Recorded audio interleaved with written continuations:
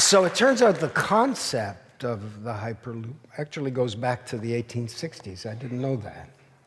But it was when Elon Musk proposed it as an idea to link San Francisco to Los Angeles that it came up into much higher prominence.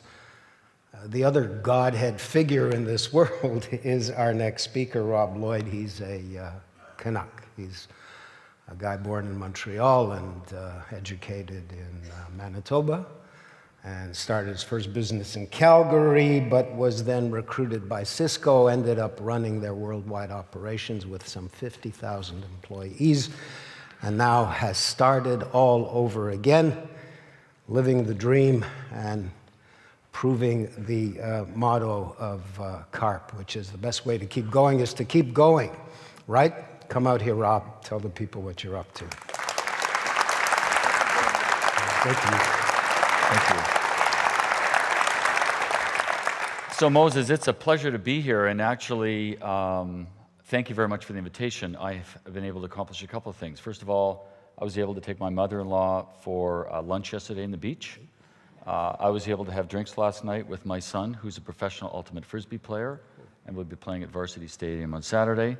And thirdly, I've actually had the personal joy of participating in 2 of those major disruptions. So we'll talk a little bit about that today, but thanks for the invitation. Thank you. As Moses mentioned, I'm a very proud Canadian now living in the United States, but I actually have had a chance personally to experience the very early days of several disruptions. In the early days of the personal computer, I was in Calgary, part of launching the IBM PC, the Mac, and all these technologies which really transformed our view of computing today and distributed the power that today we take for granted in the mobile devices we carry in our pockets, which are small supercomputers, and created an entire revolution that few of us could have ever imagined when we wheeled the first IBM PCs out the door to corporations, and they didn't really know what they would do with them. The second major opportunity I had was when I did join Cisco Canada down on York Street as the general manager. There were 40 employees at the time.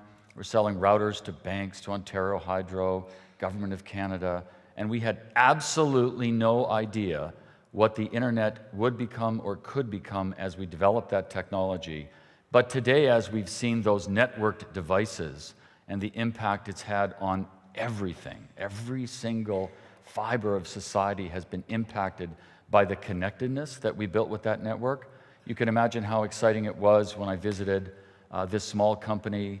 Peter Diamandis is on the board, other really tremendous people at the very early days, and there was really something that struck me. There were 40 employees when I visited the Los Angeles office on June 12th of 2015.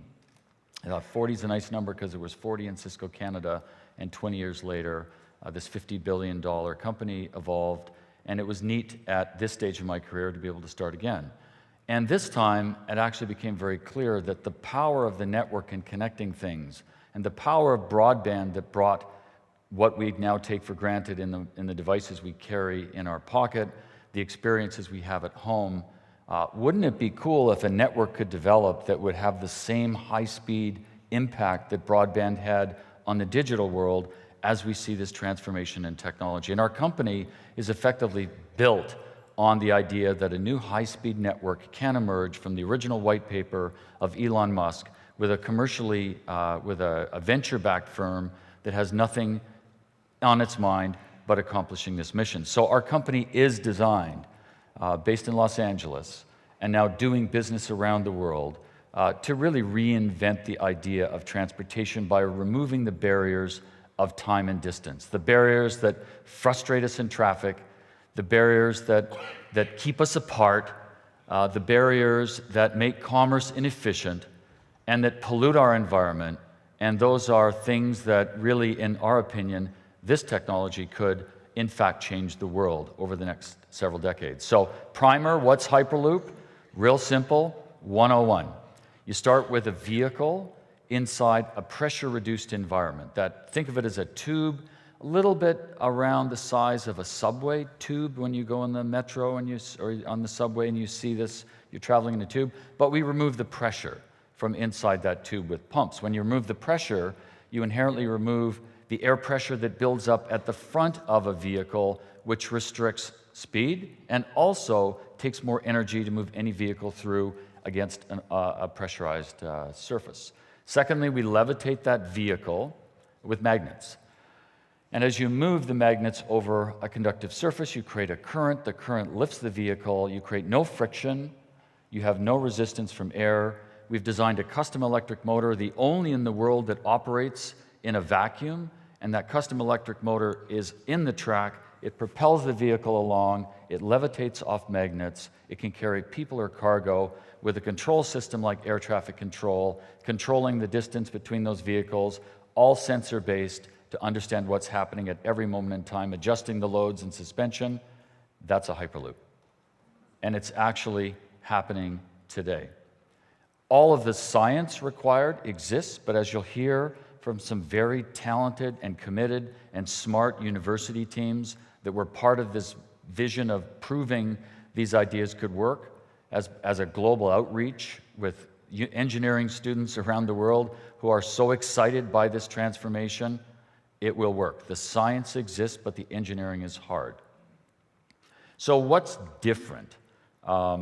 What's different? Well, why not take a high-speed train and modify the tracks coming out of Union Station and turn left and go to London and Windsor? Something on the agenda.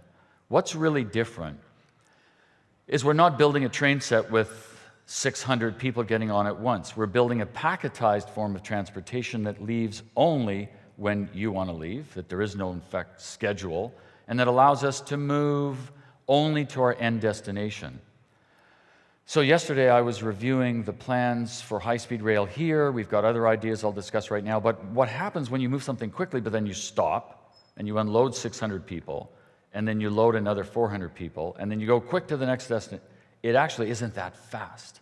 And the beauty of Hyperloop is it's point-to-point. You come in and off the main track, and you only, like a packet, go to your final destination.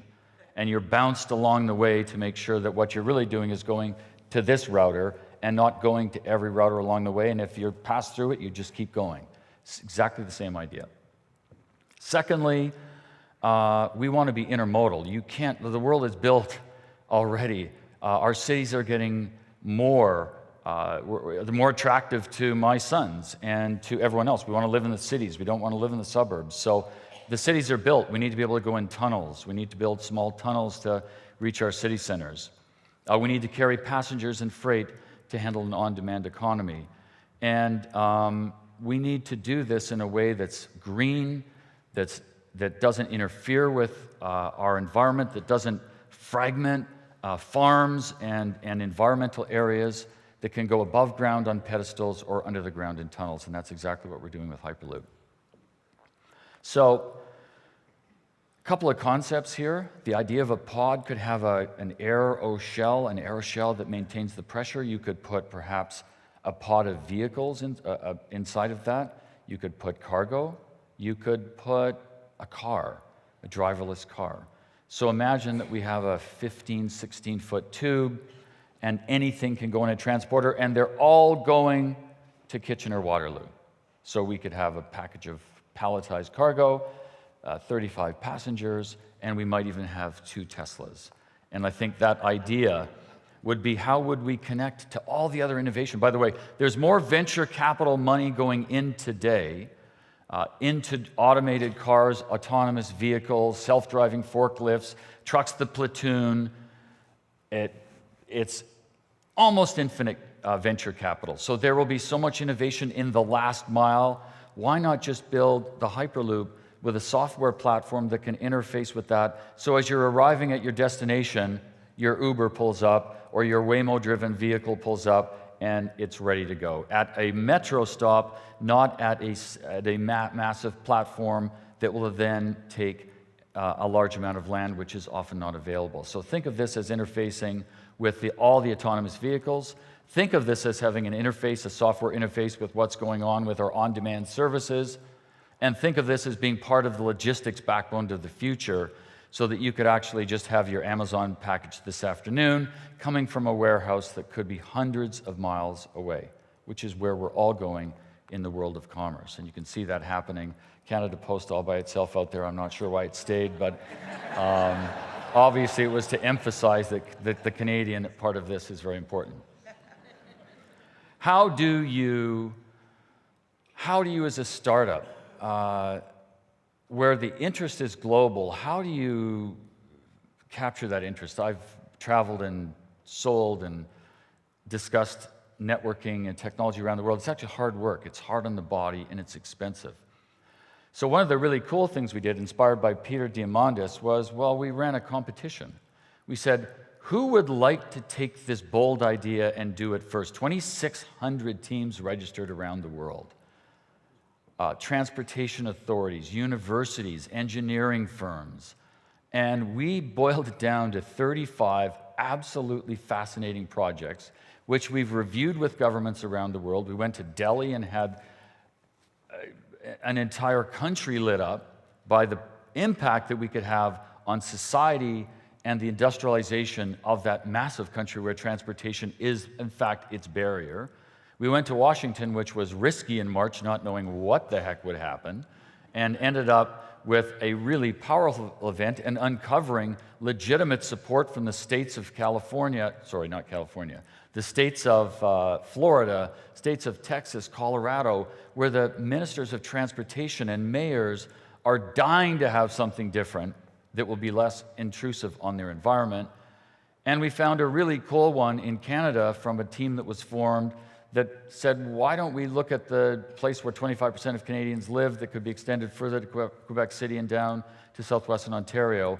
Why don't we look at an area that today has, it's the busiest transportation corridor, it's one of the most frustrating transportation corridors, it takes longer to get to the airport than it does to get to Montreal, and what if we looked at a Hyperloop and turned that into a 39-minute journey? Now, if we did that, a whole bunch of things would happen.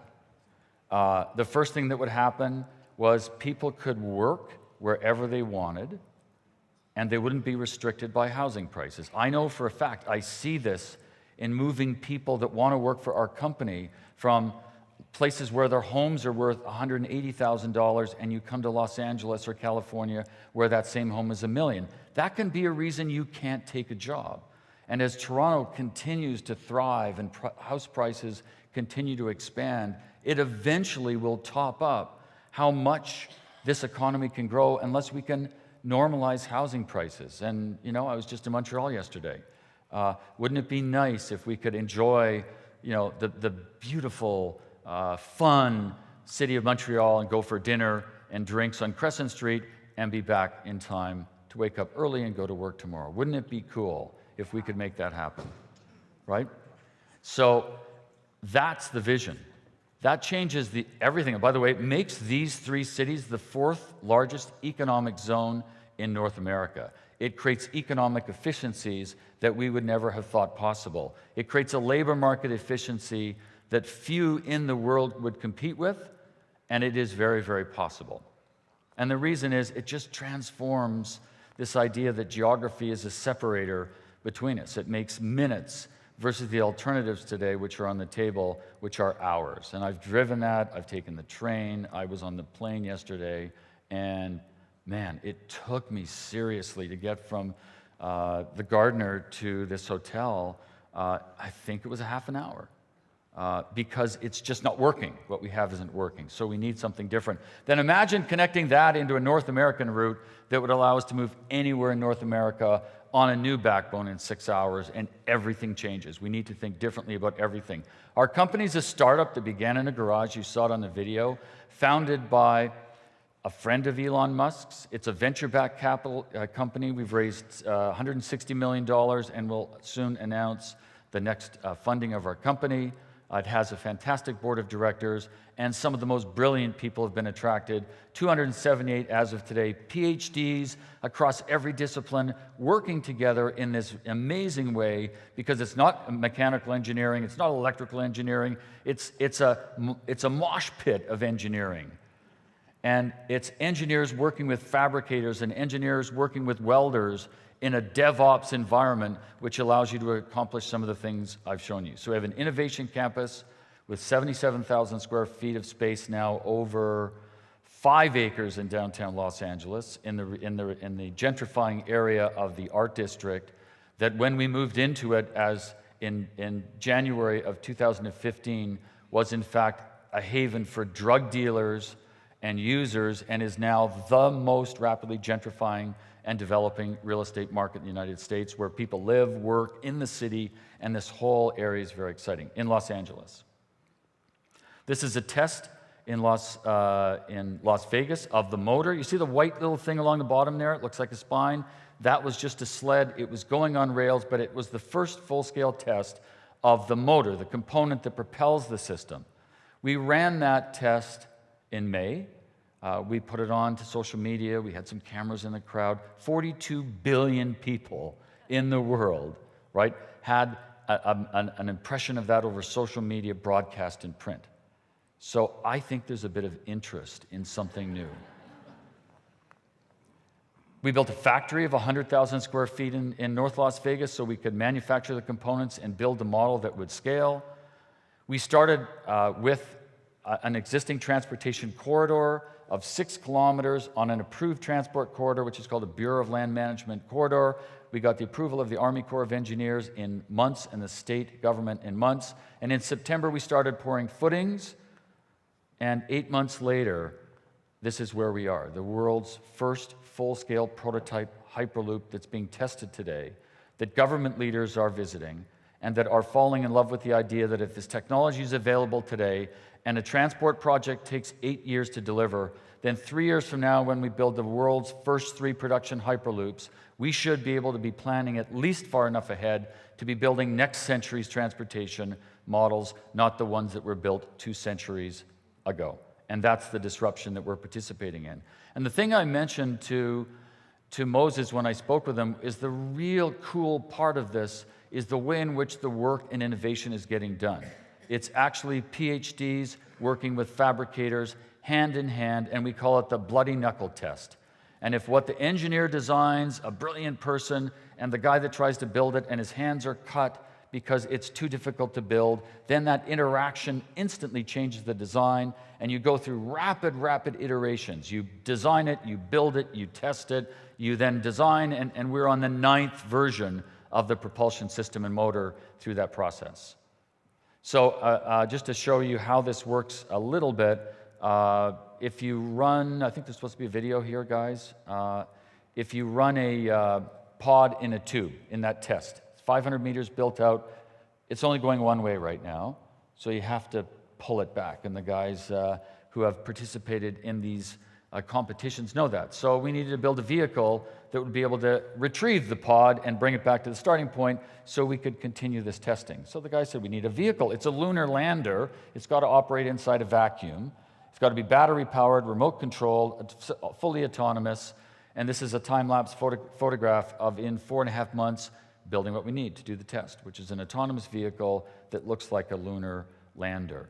And it's built now, and as we test and zip the pod down, that's the vehicle we built in 5 months, because that's what you need to pull the pod back. And that's the kind of vehicle that will be used in the maintenance of the track and the overall maintenance of the system in the future. So here's how we can end. In 1903, when a couple of courageous, forward-thinking people got in a cloth and wooden device in Kitty Hawk and flew a couple of meters when everyone thought that man couldn't fly, that has led to innovations and change in the world, and it's over 100 years ago. We're overdue for something new that will be as impactful as the airplane was to how our society lives and develops, and I think that something new is going to happen again in 2017. I'd like to thank you very much for your kind attention, and it's a pleasure to be here. Thank you.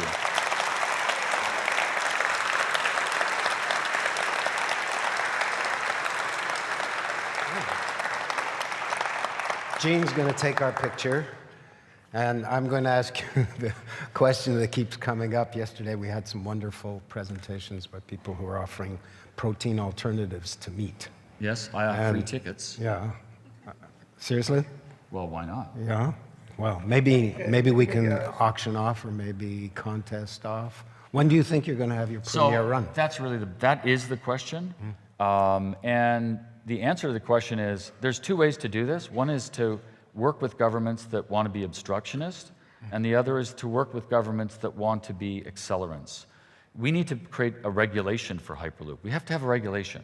You have to have a way to make sure that safety and procedures are followed. So we are going to seek out governments who want to accelerate infrastructure to improve their society and economies. It's a huge interest in the United Arab Emirates. We had massive interest from the Dutch government, Northern Europe, now a couple of states. I hope we can generate the same interest in Canada, because if we can, we'll have the tech ready to start construction in 2018 and 19.